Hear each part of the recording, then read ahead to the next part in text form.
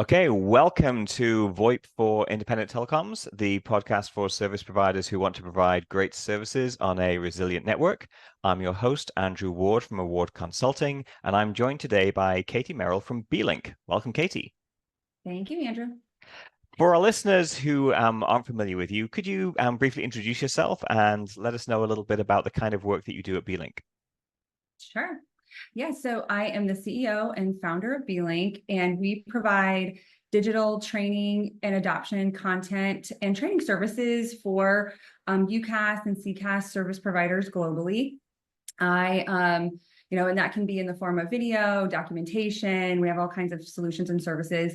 I got started in this business back in 2010. So it's been quite a journey, a decade and a half almost here. And, have worked with a number of, great clients and service providers and really like UC related industries over the years and providing these, really critical end user training and adoption services that can sometimes be an afterthought, but can also drive a lot of success for our clients. So I'm curious, you mentioned you got into this in 2010. What prompted you to start B-Link? How did you Hmm. decide this is something that's worth doing? This is something I want to do with my life? Yeah, so it's a great story. So I was working for a startup cloud PBX service provider in Tampa called Televisions. They were acquired by Bright House and then Spectrum Charter. And but while I was there, it was very kind of early days of cloud UC, and I was tasked. I was a salesperson, and I knew nothing about telecom. I didn't know what a PRI was. I didn't know what a POTS line was. I didn't know what the acronym PSTN meant. Nothing, zero education on this. I was very tenacious and eager to learn and curious on things, and really in that journey at Televisions, I learned that the art of selling a solution and really doing a very thorough discovery and solution oriented approach in order to sell these deals on this technology that at the time I really didn't understand that well. I just could kind of map the features to the solution for our business customers. And so I was there for a few years. I think I was like employee number 9, and grew into my sales role, had a sales leadership role, did a lot of project management for our larger clients. We had a bunch of enterprise customers that I ran, and those are pretty massive projects with multiple locations, thousands of users. So we learned a lot. And one of my big learnings during that phase at Televisions was the importance of training, and how are we going to scale this business if we don't have a training solution for these customers? I'm supposed to go out and sell all of these things, and then who's coming behind to educate them? Like it was, it was daunting, and it was kind of scary at a point too, and selling it and knowing that we didn't have those services for our clients. So back then we created a small we had like one trainer and would run around doing the training then, but I really saw this as a bigger opportunity. And Televisions was a BroadSoft provider. So my kind of like market research before launching B-Link was to contact our BroadSoft sales rep and ask him if he had other service providers that he worked with that had the same, training scale challenges. And he kind of laughed and was like, every single one. So I saw that as an opportunity, and I left B-Link and left Televisions and started B-Link in January of 2010. In fact, Televisions was my first client when I left. But yeah, that's really how it all started. So it's kind of easy and obvious in a way to say training's important, and I think everyone would say, well, yeah, of course, training's important. But can you give us a sense for like what impact it really makes? So maybe draw a distinction between, a service provider that's selling hosted PBX UCaaS that doesn't really have any training collateral and maybe has a person who does a bit of training on the first day versus somebody who's, invested in this area. What impact does it have on their business? I think it has a revenue impact. So, and that can be in a couple different ways. In our clients that we've worked with that have really taken this serious approach to delivering, a really quality customer experience on educating their customers, adoption resources, digital content for them to learn how to use their products, they have seen, less churn and turnover with their clients. And then also really cool feedback that our videos and all of the how-to stuff that we create are really great sales tools for their sellers. So going into a sales meeting as a UC salesperson and hey, I want to see your stuff, show me a demo. Well, you know what, I want to do a little bit more discovery on what some of your challenges are, Mr. Business Owner.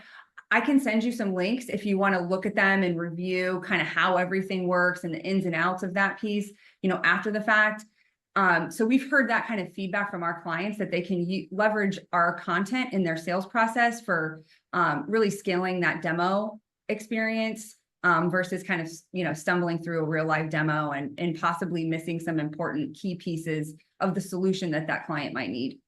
Yeah, that's interesting. So it's a combination of here's a more polished demo, but also let's set aside the demo. I can take care of that for you with these videos so that we can focus on a conversation in the sales process.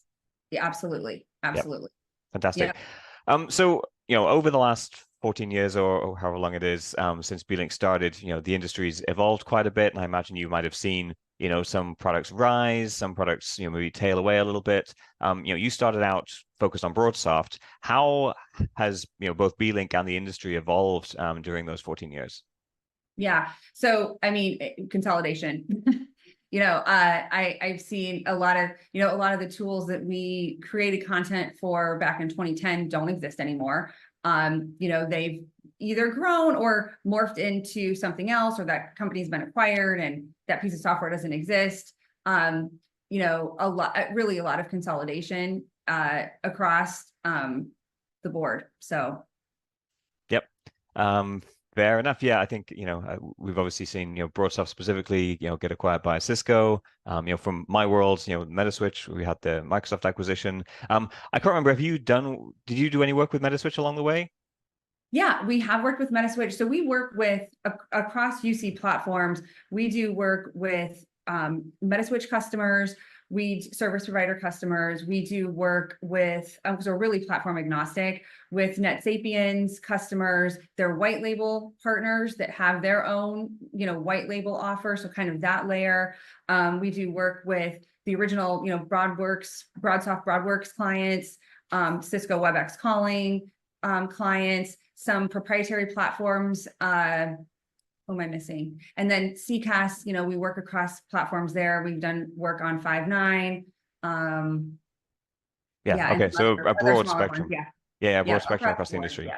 Yeah, that's really cool. It must give you a great deal of insight into all of these different products. As we live in 2024, the whole world's continuing, as they have for the last year, to be talking about AI. And from my perspective, not knowing the products deeply, I see everyone talking about how they have AI features and AI integrations and all of this stuff. I'd be curious, as somebody who knows the products a bit better, what is an interesting use of AI that you've seen in one of these products that you provide training materials for?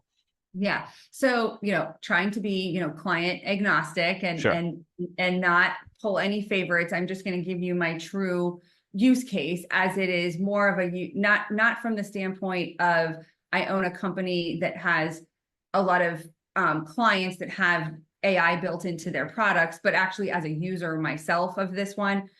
So the newer WebEx AI assistant is pretty cool.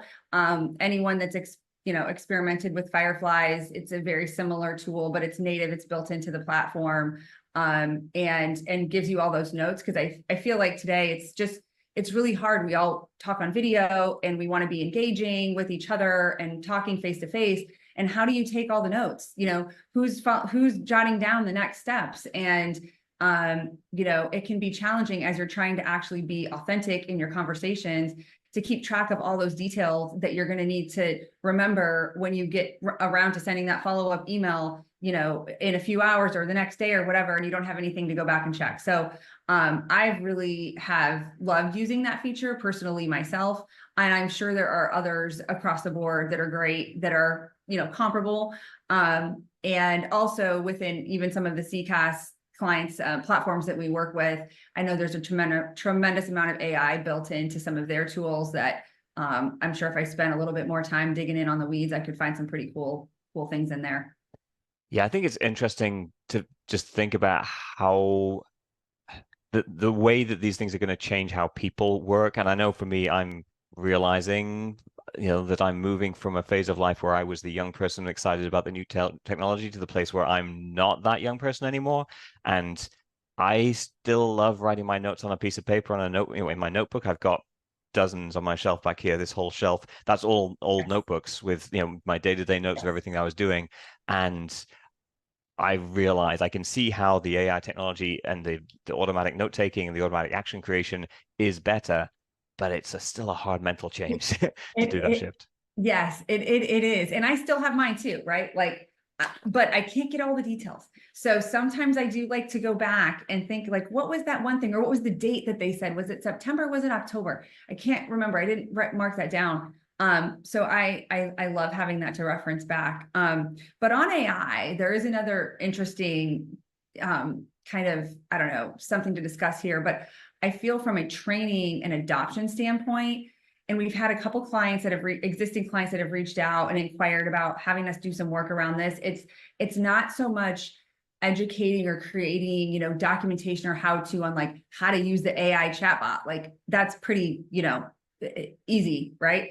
But it's educating their business customers on how to leverage AI. It's not so much the how to use the tool, but it's like all of us, we're in a tech space, we're hearing about AI, and we know a lot of different use cases, but just a normal, an accountant or somebody, Mhm. that is just like, everybody's talking about AI. I have no idea how I could actually use this in my job. So creating some assets around different ways to use AI outside of just like, help me write an email or, write me a, recipe plan for the week. My meal plan for the week. Like there's all kinds of really cool business ways that you can use this that can be very role and job specific.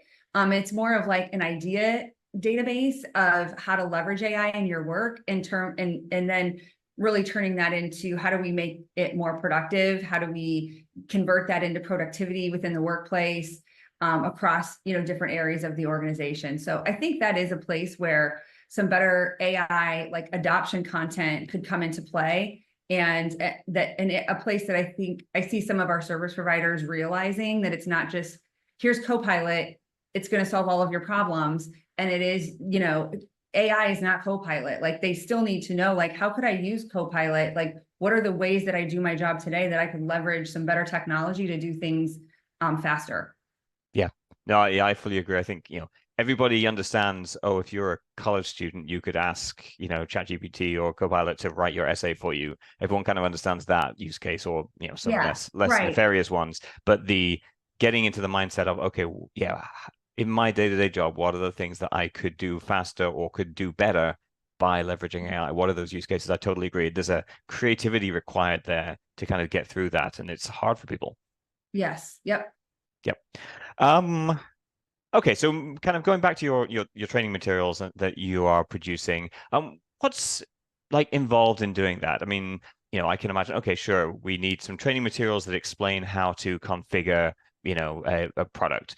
Fine, Right. sure, but like, is that just one and done? Like we have our library of BroadSoft Mhm. training materials, BroadWorks training materials, and it's the same for all the service providers. We're just going to kind of, send it to them, or is it different per service provider? Does it change over time? Talk me through that process. Yeah, yeah. So when we work with a client initially that's in the UCaaS or CCaaS space, we really run them through our discovery process. And part of that discovery process is understanding their offer, right? So what does their offer look like? What devices, if offer devices, what UC platform are you on? And of course, if it's a UC platform we've worked with before, we will leverage our own library in order to kind of AI, our way through this, and that impacts the cost too. So it's like if we have stuff that we can leverage that's going to meet, your needs, we'll certainly do that. But yeah, so we run them through a discovery process to get a really good feel for what their offers look like. Obviously, where their biggest challenges are. Is it calls to support that are training related? Is it customer churn right now. They don't know how to use, we get all kinds of different responses there in terms of what brought them to the meeting with us. But once we kind of go through that, we'll evaluate what we have off the shelf, what we need to create custom, and then we'll come up with, a customized proposal, really kind of thinking of us as like a fractional, content as a service provider in some ways. So, we have an army of people that create videos and guides and all the digital documentation, and different technology, depending on what they have.